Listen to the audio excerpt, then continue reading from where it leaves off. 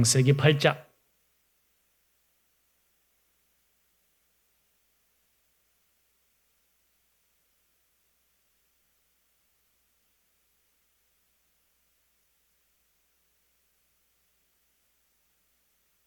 창세기 8장입니다.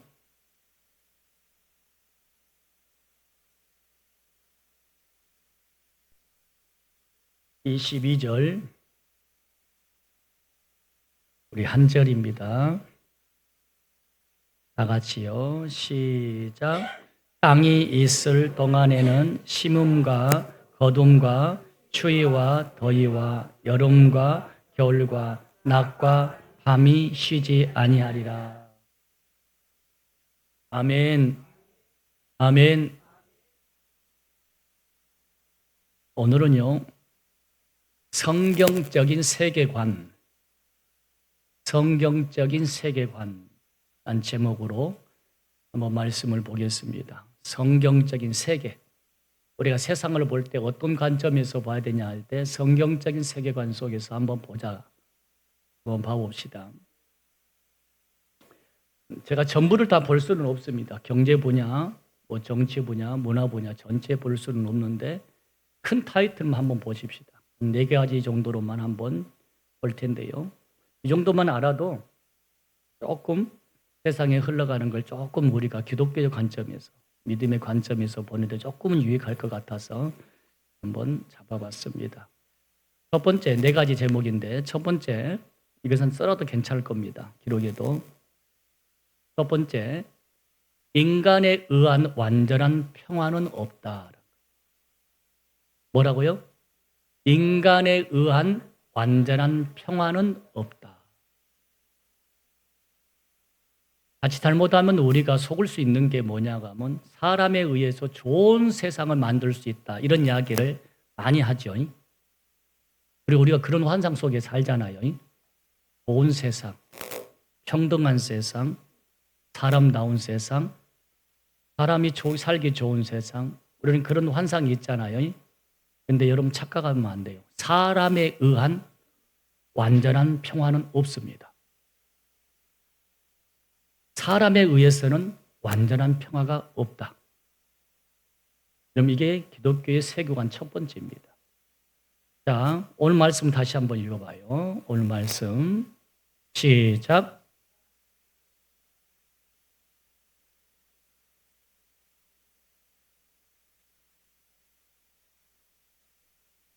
이 땅이 있는 동안에는 뭐가 끊이지 않는다고요?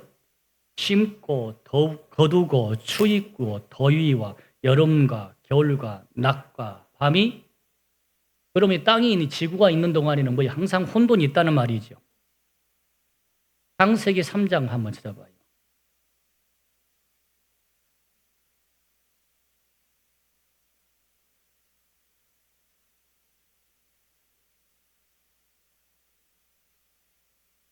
창세기 3장 17절부터 19절까지 시작.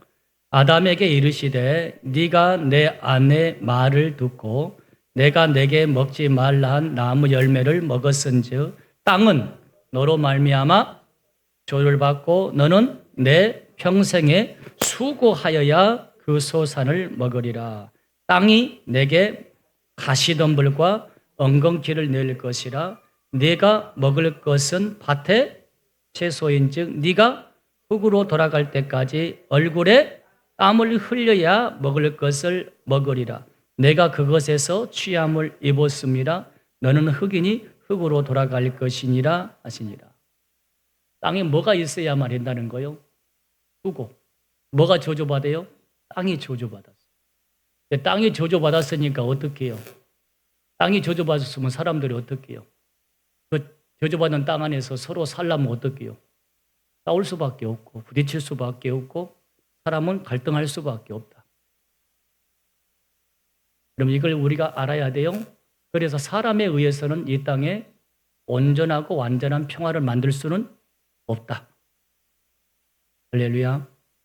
사람이 있을 동안에는요, 이 땅에 있고 사람이 있을 동안에는 평생 갈등과 그리고 불평등과 혼란이 있습니다. 이것은 우리가 하나님 앞에 갈 때까지 마찬가지예요. 그래서 사람에 의해서 완전한 평화는 절대 없습니다. 전쟁이 누가 일으키죠? 동물이 일으켜요? 사람이 일으켜요. 세계 1차, 2차 대전을 일으킨 사람이 누구예요? 사람이에요. 근데 그가 어디 나라냐고 하면 유럽입니다. 유럽이 그 당시에 어떤 나라냐고 하면 유럽 전체가 기독교가 국가가 나라였어요. 예수를 믿고 하나님을 믿는다 하는 나라가 사람을 사람끼리 죽이는 그런 일이 벌어졌다니까요.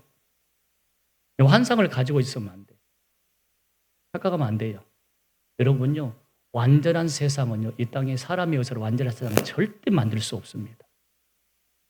그래서 이상입니다. 환상입니다. 완전한 세상은요, 천국에서만 가능합니다. 우리는 못 만들어요. 대신에 조금 더 좋은 세상을 만들기 위해서 제도적인 것, 정치적인 것, 이것을 만들어 가죠. 그게 정치인 거죠. 그러나 온전하고 불평등하기 없는 평등한 세상은 될 수가 없다. 이게 첫 번째 조건입니다. 이해되십니까? 두 번째가 뭐냐고 하면요. 인간은 정기하나 동시에 불완전하다. 뭐라고요? 인간은 존귀하지만 동시에 불완전한 존재다. 인간은 얼마큼 존엄성이요, 인간의 존엄성이 귀하냐고 하면요. 창세기 1장 26절 한번 찾아봐요.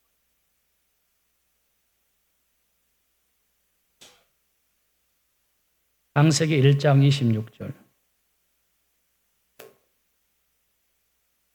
시작. 하나님이 이르시되 우리의 형상을 따라 우리의 모양대로 우리가 사람을 만들고 그들로 바다의 물고기와 하늘의 새와 가축과 온 땅과 땅에 기는 모든 것을 다스리게 하자 하시고. 하나님이 사람을 만들 때 누구 형상대로요? 하나님의 형상대로. 하나님의 형상대로 만든 존재는 사람밖에 없어요. 또 하나 볼까요? 그렇게 사람 만들고 2장 7절. 창세기 2장 7절.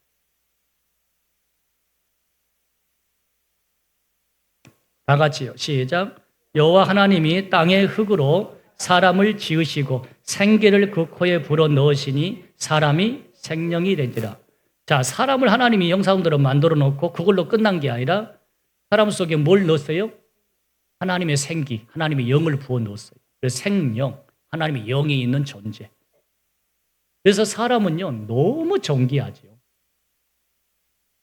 그래서 인간의 존엄성하게 되어지면요, 이것은요, 남녀노소, 신부, 기천, 그리고 여러분, 인종에 차별할 것 없이 사람은 모두가 너무나 존귀한 존재입니다. 여러분, 기독교가 들어간 나라가 왜 여러분 민주주의가 된지 아십니까? 인간의 존엄성 때문에. 보니까 사람은 다 존귀하게 하나님 만들었구나. 제가 여러분 말씀한 적이 있는데, 우리 조선시대 때 우리나라에 노비가 비율이 얼마 된지 아십니까? 많게는 40%까지 노비였습니다. 인구의 40%가. 당신이 상상을 됩니까? 그게 여러분 뭔 거 아니에요. 지금으로 해봐야 130년밖에 안 됐어요. 지구 10명 중 4명이 노예라니까요. 제가 처음 목회할 때, 제가 개척할 때, 이 차량을 하신 집사님이 뭐였냐고 하면요, 남의 집에서 머슴살이 하신 분이었어요. 그때만 도 있었더라니까. 깜짝 놀랐어요. 여러분 상상을 해봐요. 그래서 여러분 복음이 들어간, 기독교 들어간 나라는 인간의 이 존엄성 때문에 누구도 인간을요 차별하면 할 수 없고, 인간은 누구도 인간 위에 군림을 할 수가 없는 겁니다. 그렇기 때문에 인간의 이 존엄성을 기독교가 들어간 나라는 가장 빨리, 그래서 민주주의가 되는 겁니다. 이해가 되셨습니까? 그러나 동시에 인간은 불완전하다. 한번 말씀 찾아봅시다. 예레미야서 17장.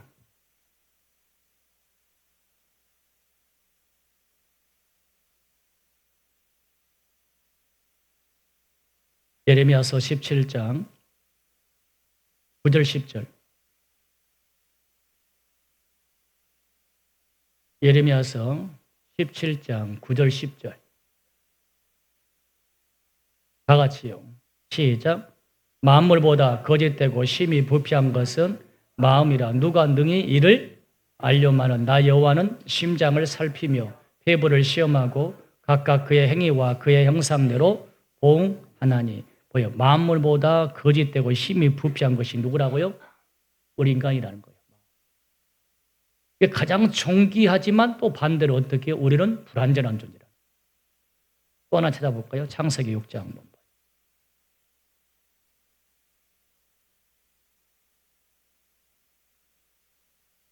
창세기 6장 5절 6절. 다 같이요. 시작.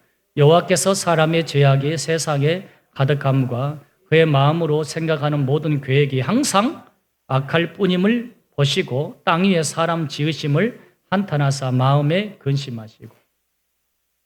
하나님이요, 본인이 하나님 형상대로 만들었는데 얼마나 존귀하게 만들어 놓고도 하나님 뭐라고 하냐 하면 내가 사람 만든 것을 후회한다는 거예요. 한탄한다는 거예요. 왜냐하면 항상 생각하는 것이 악한 것밖에 없다. 그래서 여러분 보세요. 사람은 가장 존귀함과 동시에 가장 또한 불완전하다는 거예요. 여러분 짐승과 사람 중에서 누가 더 악할 것 같아요? 누가 더 잔인할 것 같아요? 다 물어봅시다. 사자하고 호랑이하고 사람하고 누가 더 잔인할 것 같아요? 네? 왜요? 사자가 훨씬 잔인 안 합니까? 여러분 사자나 호랑이는요 배가 부르면 다른 거 안 죽여요. 배가만 부르면 그것만 먹으면 딱 배가 부르면 더 이상 어떻게 사냥을 안 합니다. 근데 사람은요 여러분요 배가 부른 게 문제가 아니에요. 그 사람 하나 때문에 수백만의 사람이 죽어요. 그래도 여러분 죄의식을 느끼지 않아요. 여러분 인류 역사 가운데 전쟁이 얼마나 많이 일어난지 아십니까? 우리나라의 5천 역사 가운데 전쟁이 여러분 몇 번 있는지 아십니까? 그럼 한번 찾아보세요. 공적인 전쟁이 967번인가 8번인가 나와요. 우리나라에서만. 여러분 세계적으로 면할 때 전쟁이 얼마나 많이 있었어요. 인류 역사는 탄생과 동시에 전쟁이 역사입니다. 그러니까 호랑이나 사자는 한 마리 잡아먹으면 배부르면 거기서 멈추는데 사람은 그게 없다니까. 욕심과 탐욕은요. 수십만 사람을 죽여도 괜찮은 거예요. 볼셰비키 혁명에서 러시아 혁명에서 공산주의 혁명하면서 러시아 안에 기독교인들이 얼마나 많은 사람을 죽인지 아십니까? 기록을 남기지 않아요. 그래서 역사학자들은요. 추정만 할 뿐인데 작게는 6천만 명, 많게는 8천만 명까지 죽였단 말도 있어요. 그게 어떻게 해요? 사람이 잔인한 거예요. 그러니까 사람은 존귀한데 사람은 불완전하는 거예요. 그래서 사람에 의해서 이 세상에 완전한 평화는 만들어질 수 없다. 믿습니까? 아셔야 돼요. 믿어야 됩니다. 세 번째, 교회는 국가보다 상위 기관이다. 뭐라고요? 교회는 국가보다 상위 기관이다. 이를 대처할 수 있는 조직은 없다. 세 번째 뭐라고요? 교회는 국가보다 상위 기관이며 이를 대처할 조직은 없다.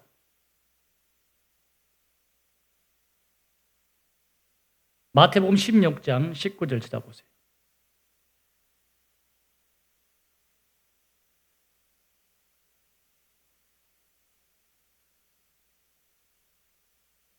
마태복음 16장 19절.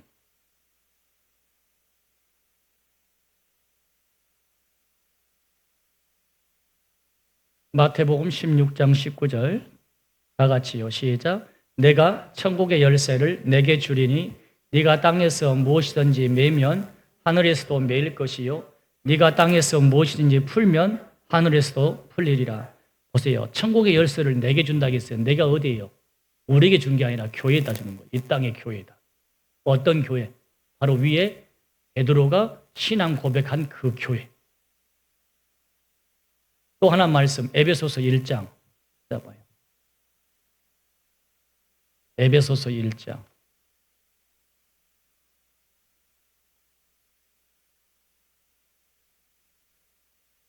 22절, 23절.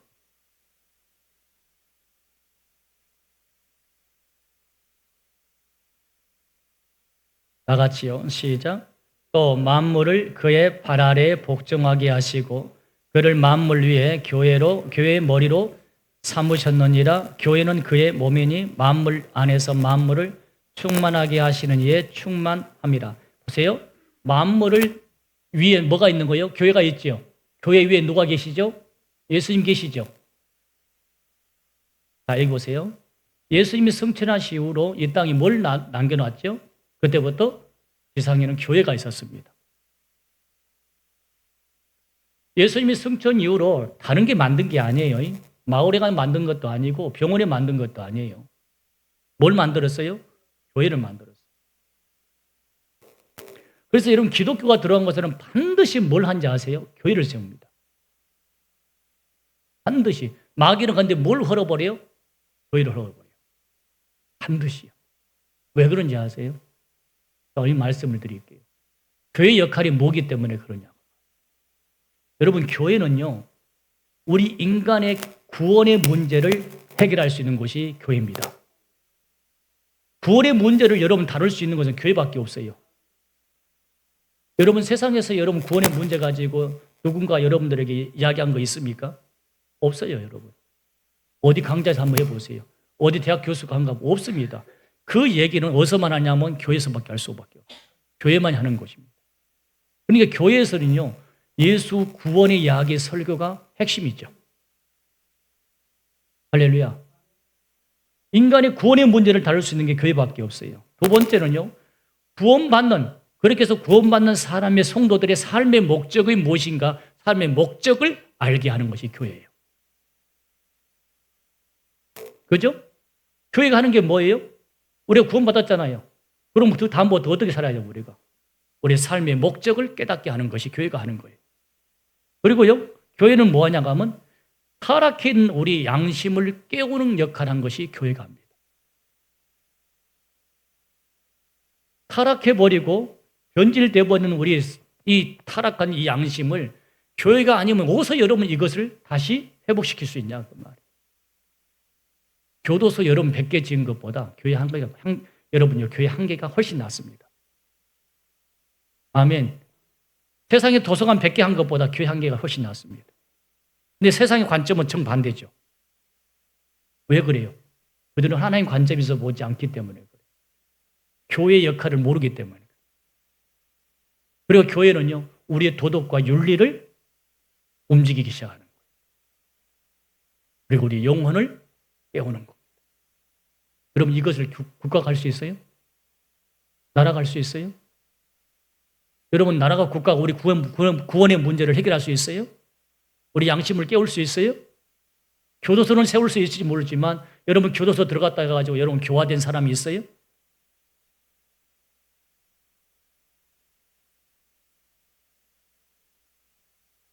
혹시 여러분 시간 되면 하나님이 고치지 못할 사람은 없다라고 그 책을 쓴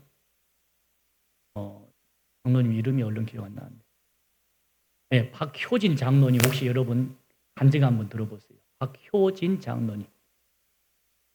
그분이 교도관으로 있으면서 여러분 거기 사형수들, 잔인한 사람들, 굉장히 악해가 죄를 짓고 온 사람들인데 여러분 거기서 여러분 변화된 사람이 누군지 아세요? 예수 믿는 사람들이 변화됩니다. 여러분 교도소에서 된 게 아니에요. 예수님이 그들을 변화시켜야만 가능해요. 그걸 누가 하냐고요? 교회만 할 수 있는 거예요. 그래서 여러분 절대 국가는요. 교회 위에서 군림하면 안 돼요. 그건 가장 미련한 거예요. 어리석은 거예요. 그래서 여러분요. 교회가 들어간 나라들은요. 민주주의가 되고 교회가 들어간 나라는요. 이 사람의 질이 높아져요. 그리고 교회가 들어간 나라는요. 사람들의 도덕과 윤리가 깨끗해져요. 미국의 세 번째 부흥의 핵심이었던 무디 선생님이 있는데 그 무디 선생님에 의해서 미국의 부흥의 물결이 일어날 때 여러분 한 시에 여러분 보세요. 술집이 급속도로 사라집니다. 없어집니다. 그 힘이 어디서 나온 거예요? 그 술주병인 사람들이 은혜 받고 술이 끊어지고 술 매출이 사라지는 거예요. 할렐루야. 제가 오기 전에 한 집사님이 계셨는데 그 집사님은 평생을 한량처럼 사신 분입니다. 어떻게 해가지고 국가유공자가 됐어요. 할아버지 쪽 해가지고 일제강점기 어떻게 해가지고 이렇게 그러다 보니까 달달이 돈이 나오잖아요. 많은 돈은 아닌데 그러니까 일을 안 해요. 한여름에 자기 어머니, 자기 형님들, 동네 사람들은 전부 다 무안에 양파를 많이 하거든. 5월달에 엄청 바빠요. 동시에 마늘도 같이 해요. 그게 핵심입니다. 엄청 바쁜데 그렇게 바쁘고 자기 어머니는 바위 옆에 밭에서 그 땀을 삐질삐질 휘둘려가면서 그렇게 일을 하고 자기 아내는 그 몸이 불편함 가운데서도 위장원에서 이렇게 일을 하는데도 등짐지고 뒤짐지고 어떻게요? 놀러 다니는 거예요. 아무것도 안 합니다. 일을 해본 적이 없어요. 그런데 그것만 하면 다행이에요. 날마다 술에 처해가지고 삐쩍하게 살아가요.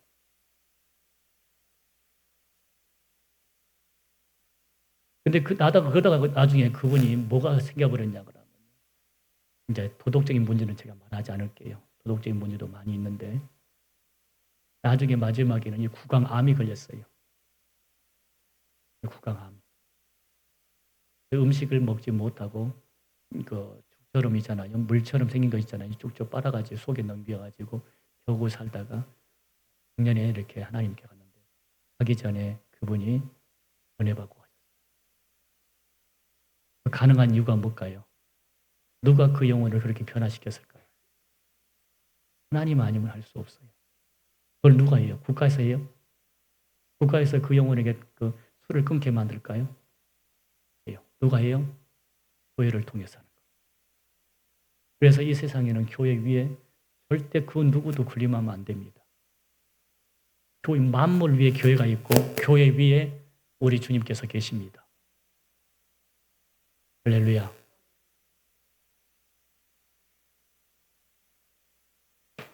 네 번째는 이 세상엔 그래서 오직 두 가지의 관점만 있다. 이 세상은 오직 두 가지 관점만 있다는 거예요. 네덜란드의 유명한 철학자였던 아브라함 카이퍼라는 사람이 이렇게 말했어요. 두 종류의 사람들이 있다는 사실은 필연적으로 두 종류의 인간의 삶과 삶의 의식 그리고 두 종류의 과학이 존재하게 한다. 이렇게 했어요. 아브라함 카이퍼는 아주 유명하신 이게 신학자인데 칼빈에 정통한 사람입니다. 칼빈 신학에 아주 굉장한. 혹시 여러분 아브라함 카이퍼에 대해서 여러분 해가지고 책을 한번 사보 읽어보세요. 제가 책을 사서 읽다가 어떻게 어렵던지 얼마나 어렵던지 읽다가 중간에 읽다가 그만두고 또 다른 책 사갖고 읽다가 중간에 읽다가 그만두고 이제 언제가 읽으려고 좀 모르겠어요. 지금 그렇게 어려워요. 그런데 읽고 나면 굉장히 도움이 돼요. 칼빈에 대해서 정통하게 연구했던 정말 그분처럼 정확하게 칼빈에 대해서 제대로 연구한 사람이 없습니다. 막 칼빈에 대해서 막 사람들이 소개하는데 아브라함 카이퍼만큼. 그래서 아브라함 카이퍼는 우리 개신교에 있어서 너무나 귀한 사람이죠.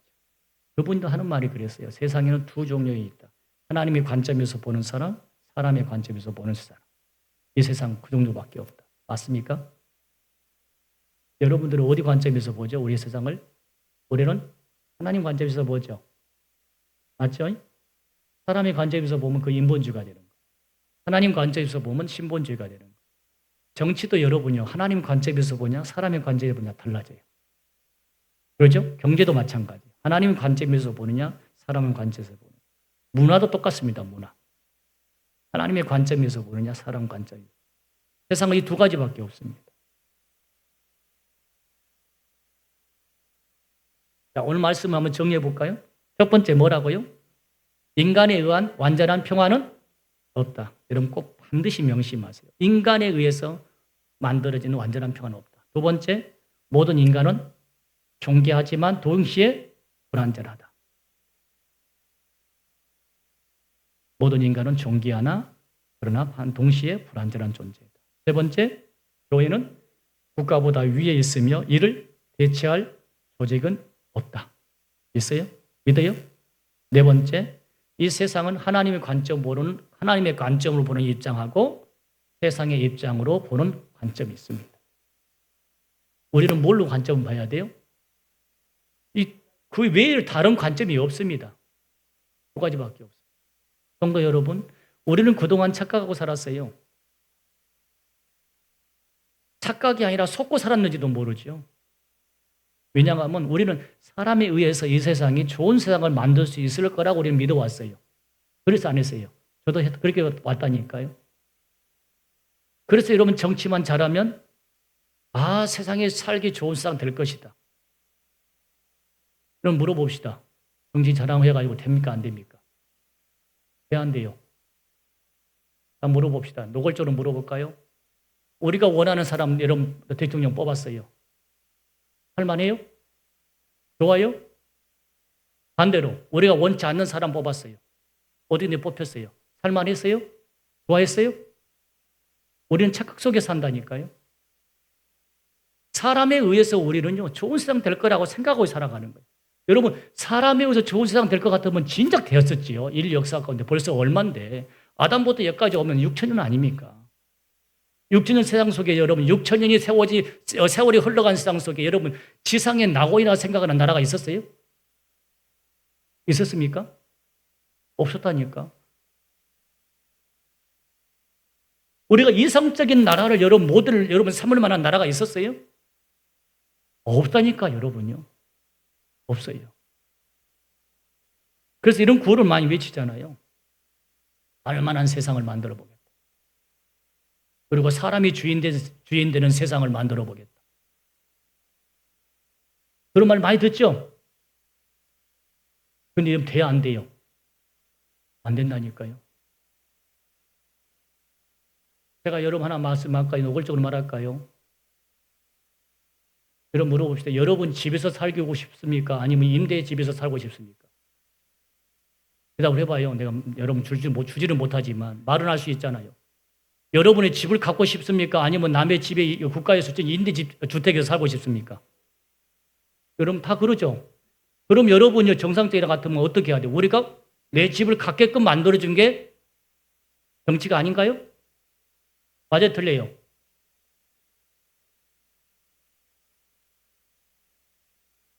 전 국민이 임대 아파트 사면 돼요? 그러면 좋아요. 그렇게 하고 싶다. 그렇게 한다 해보세요.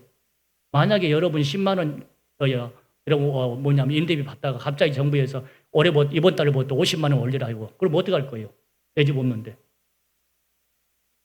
물세를 5만 원 했는데 갑자기 다음 달부터 물세가 20만 원 올라가 봐라.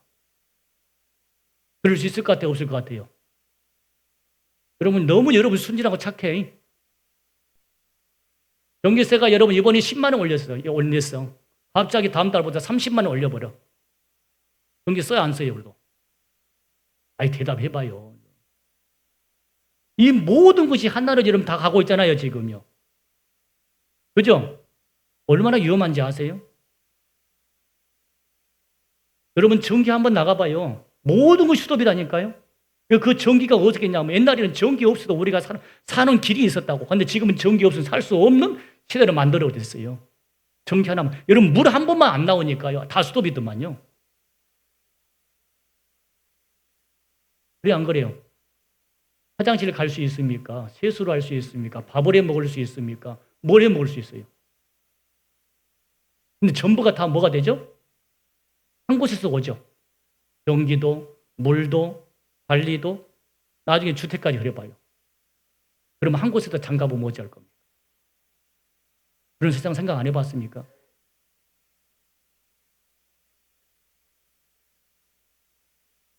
성도 여러분, 사람에 의해서는 좋은 세상이 된다는 환상을 깨십시오. 그리고 이 땅에서는요, 정말 멋진 세상이 올 것이다. 환상을 깨십시오. 물론 우리가 그런 세상을 만들기 위해서 노력을 해야죠. 그리고 기도를 해야 되죠. 그리고 부단히 우리가 감시를 해야지요. 부단히 그리고 우리가 어떻게 해요? 찾아야겠죠. 할렐루야. 근데 착각은 하지 마십시오. 역사 6천년 동안 그런 나라는 없었습니다. 그리고 앞으로도 그런 나라는 찾기 어려울 것입니다. 그러나 우리가 해야 할 것은 있죠. 그러면 그렇다고 포기하느냐? 아니죠. 그런데도 조금은 더 나은 세상, 조금은 더 나은 나라, 조금은 더 나은 정치, 조금은 더 나은 경제를 우리는 추구해야 되겠죠. 온전한 것도 없다니까요. 그러면 어떻게? 조금 더 나은 쪽에. 할렐루야. 조금 더 나은 쪽, 조금 더 이로운 쪽으로 가야겠죠. 그런 나라가, 그런 세상이 될 수 있겠고. 그러면 조금 나은 관점이 어디로 보면 돼요? 기독교의 관점, 예수의 관점으로, 우리 주님의 관점으로, 우리 주님의 세계관으로 봐보라 그 말이에요. 그럴 때는 조금 더 낫습니다. 그런데 여러분 교회가 있는 곳보다 없는 곳보다 교회가 있는 곳이 훨씬 낫습니다. 교회가 없는 나라보다 교회가 있는 나라가 훨씬 더 인간의 존엄성이 더 높아갑니다. 교회가 없는 나라보다 교회가 있는 나라가 도덕과 윤리가 좀 더 낫습니다. 교회가 없는 나라보다 있는 나라가 그래도 부정부패가 조금 덜합니다. 살아겠다. 그래서 우리는 기독교의 관점에서 나라도 보고 사회도 보고 정치도 보고 그리고 우리가 살아가는 세상도 보자 그 말입니다. 오늘 이 말씀을 우리가 한번 잘 기억하시면 좋겠습니다. 기도하시겠습니다. 하나님 아버지, 기독교의 관점에서 우리가 이 세상을 보기를 원합니다. 우리는 그동안 속았습니다. 사람에 의해서 좋은 세상이 될 거라고 착각 속에 살았습니다. 하나님에 의해서만 온전하고 완전한 평등이 있다는 것을 우리는 알았습니다. 주님, 이제 우리는 이 세상이 분명히 불완전하지만 그래도 더 좋은 세상이 되게 달라고 우리는 기도를 해야 되지 않겠습니까? 찾아야 되지 않겠습니까? 그렇게 정치를 하게 달라고 우리는 기도해야 되지 않겠습니까? 이 나라가 그런 나라로 역사에 주옵소서. 이왕이면 기독교적인 관점에서 이 나라가 하나님 끌려가고 원하고 흘려가기 원합니다.